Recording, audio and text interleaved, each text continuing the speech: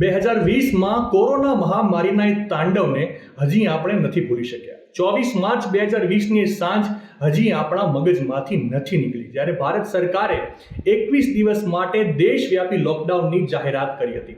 હોસ્પિટલમાં દાખલ થવા માટે લોકોની પડાપડી, મેડિકલની બહાર દવા લેવા માટે લાંબી લાઈનો, માનવતા ભૂલીને ઇન્જેક્શનના કાળા બજાર કરતા મેડિકલ માફિયાઓ, મૃતદેહોને લઈ જવા માટે શબ વાહિનીઓનું વેઇટિંગ અને એવું ઘણું બધું જે ખૂબ જ વિચલિત કરી મૂકે એવું હતું.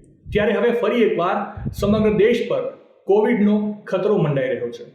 કોવિડના વધતા જતા કેસ વચ્ચે આંધ્રપ્રદેશ સરકારે એક એડવાઇઝરી જાહેર કરી છે. સરકારે વૃદ્ધો અને ગર્ભવતી મહિલાઓને ઘરની અંદર રહેવાની સલાહ આપી છે.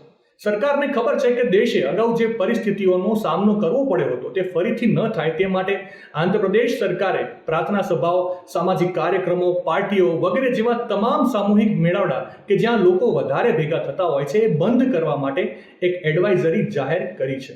અને જે મુજબ હવે દરેક વ્યક્તિએ રેલવે સ્ટેશન, બસ સ્ટેન્ડ અને એરપોર્ટ જેવા ભીડભાડવાળા સ્થળોએ COVID-19 માર્ગદર્શિકાનું ચોક્કસપણે પાલન કરવું પડશે.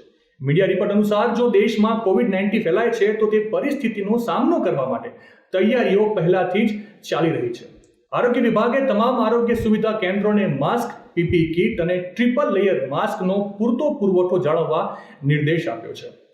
તાજેતરમાં ભારત સહિત ઘણા એશિયન દેશોમાં COVID-19ના કેસોમાં સતત વધારો જોવા મળી રહ્યો છે, પરંતુ અધિકારીઓનું કહેવું છે કે દેશમાં પરિસ્થિતિ નિયંત્રણમાં છે અને લોકોએ ગભરાવાની કોઈ જરૂર નથી. ટૂંકમાં તમારા સ્વાસ્થ્યનું ધ્યાન રાખજો અને અફવાઓથી દૂર રહેજો. નવા સમાચાર, નવી અપડેટ માટે સંદેશ ડિજિટલ સાથે જોડાયેલા રહો.